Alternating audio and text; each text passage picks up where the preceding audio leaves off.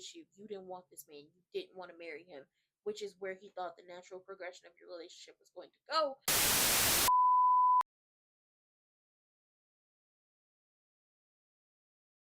Lawful wedded husband. To be my Routine. Not but routine's hard. With a tramp like you? Well, I know it hurts being third rate, but aren't you accustomed to it yet? Oh, Robin, I see you. I baptized myself the slut of Springfield! Son of a bitch in here. I found out myself what love is all about. Hey everybody, it's me, Nikki. Let's talk about Beyond the Gates. Okay, it was some real cute, some real light, some real fluffy. Nicole then went over there to talk to Ted and basically said, we done, we over, we through. Because you ain't tell me about Martin and y'all kept this big old secret from me. And it's just like, girl, you've been wanting this marriage to end. You ain't found you a therapist. You only went to couples counseling. You refused to talk to him. It is July and we first started this whole situation with you and this man back in what, April, May? Possibly March? No, April, May. You've been not wanting to talk to him. You've been not wanting to have conversations with him. What solidified it for you was not even solidified it. You've been looking for a reason. You've been looking for a reason. First, it was the way he wondered of it all, and I could understand like him cheating on you and you feeling some type of way, and it really hurt you to find out that this man had been pillow talking with this 304 about what was going on with you and your miscarriages and everything else. I could understand if you were like, that's the end. That's the end of it. I'm done, because you was pillow talking with this bitch about me and my body and what was going on. But then, before we could even get to you going 1-800-choke that hoe, after she said all that stuff to you, you used Danny and Andre as an excuse to end this marriage. Now you're using everything that happened with Martin to end it. I understand you being upset, but you got to stop making it all about you. Yes, you could have been there to help, but them trying to minimize the blowback on everybody, I understand that too. Now, when it comes down to it, y'all marriage is done, y'all marriage is ending. You just let Wiggy Wonder win. And if she get your life and she get your house and all that stuff, I don't want to hear nothing else from you. Goodbye. But she did go over there and she told her son, tonight you rest, and then we start working on everything that needs to be worked on, and I love you. And then, Danny had to snatch her up by that new growth that she got and told her, so what now? What are you gonna do? You still gonna be angry? Like, you don't want, like, you keep pushing family away. And she's been pushing family away since she found out everything about Ted. Definitely been pushing everybody away. And she's like, listen, we're a bitter pill to swallow. We're a lot at times, but we family. We are not the enemy. Just let us help you. Because she was refusing help. And at the end of the day got to end. And you talk about you want to go back to the day where it was just you and your sister and no complications in life. Children's, husbands, businesses, schooling, enemies, ops, all that stuff. And it's just like, girl, hindsight 2020, you can't go back. If everybody could hop in a time machine and go back to fix things or go back and see people that they haven't seen in a long time, people would definitely do it. But since you can't, you got to keep on moving on, okay? Keep on pushing, keep on moving on. Because, holding on is hard to do when the love is gone, and that's no lie. Vanilla Bean Ashley then called Andre down to the hospital because Derek is down there talking to Shanice. And him and Shanice have come up with this thing where they're going to be cool, they're going to be cordial, they're going to hang out, they're going to have a good time and possibly get in back with Ashley.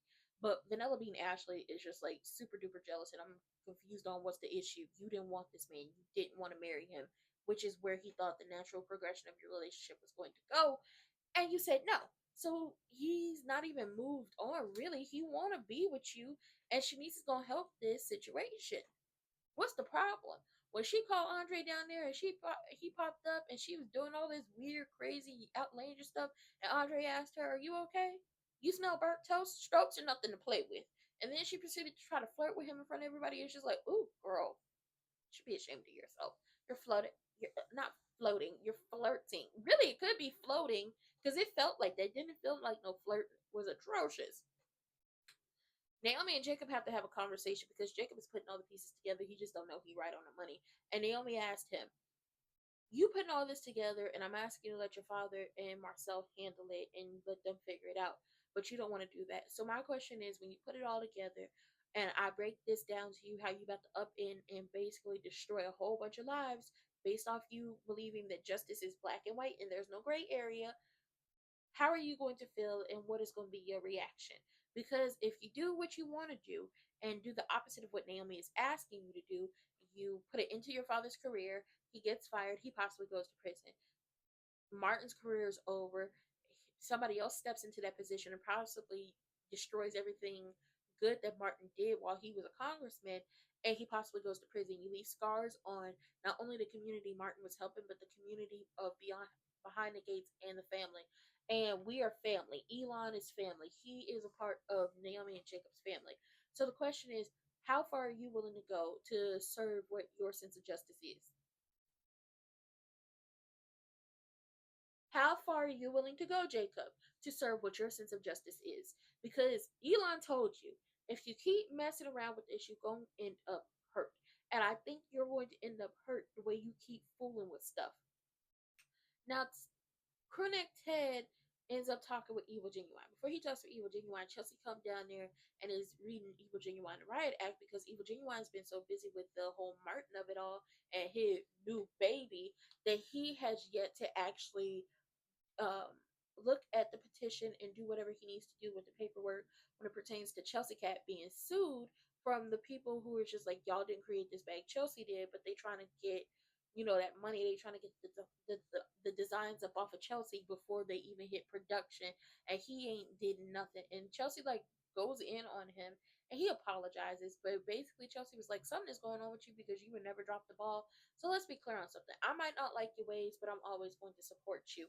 And they say the Dupree family motto: thick as thieves, nothing tighter than Dupree's.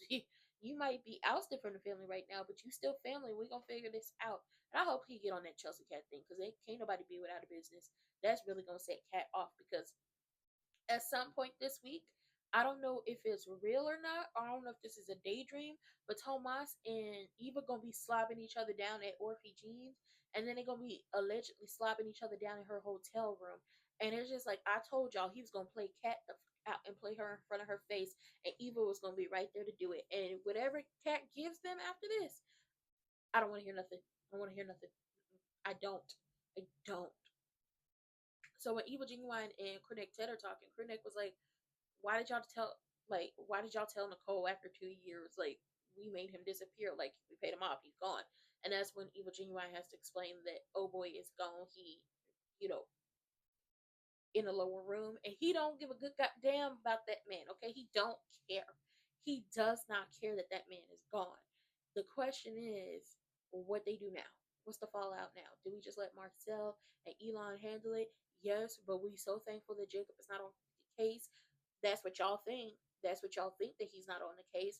And when it comes down to it, Danny's reaction is the reaction that everybody thought Nicole would have. Danny was like, okay, I'm thankful that y'all are okay and y'all made it, and I'm upset and I'm sad based off of everything that happened, but I'm happy my family is here. But at the end of the day gotta end, and everybody's about to feel the blowback from everything. And Martin sent his kids a text at the end of the episode, just saying, I love you, and you found out some things, and today's today, but tomorrow's a brand new day. And it's just like, ooh, what is the blowback? What is the fallout going to be of this situation?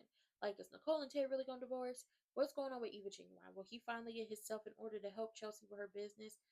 What's going to happen with Derek and Vanilla Bean, Ashley, and Shanice? What is that looking like? And is Jacob about to blow up the entire families? His family, the Richardsons, the Hamiltons, the Duprees, and his family, in order to serve his sense of justice. We don't know. We'll be back here tomorrow to figure it out.